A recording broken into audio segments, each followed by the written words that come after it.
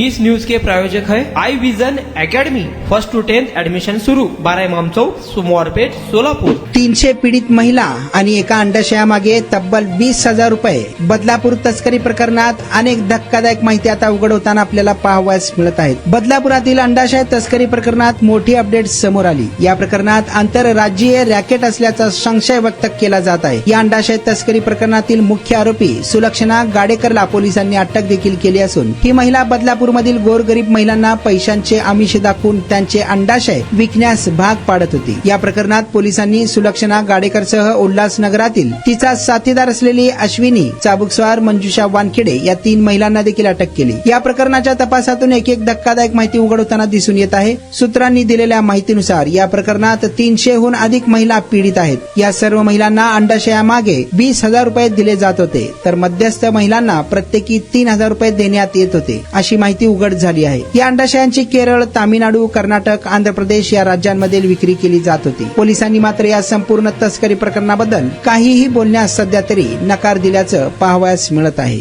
तुमच्या मुलांच्या यशासाठी सर्वोत्तम ठिकाण I vision academy. Tuition classes for 1st to 10th। सर्व विषयांची खात्रीशीर तयारी, प्रशस्त क्लासरूम्स, बसण्यासाठी बेंच, लिहिण्यासाठी ग्रीन बोर्डची सुविधा, इंग्लिश, गणित, विज्ञान आणि इतर विषयांसाठी तज्ञ अनुभवी शिक्षक, आठवड्याला रिव्हिजन, महिन्यातून टेस्ट। फक्त 500 रुपयामध्ये सर्व विषयांचे ट्युशन सुरू। प्रत्येक विद्यार्थ्यांकडे वैयक्तिक लक्ष। आजच प्रवेश घ्या। I vision academy, 12 Imam Chowk, Somwarpeth, Solapur.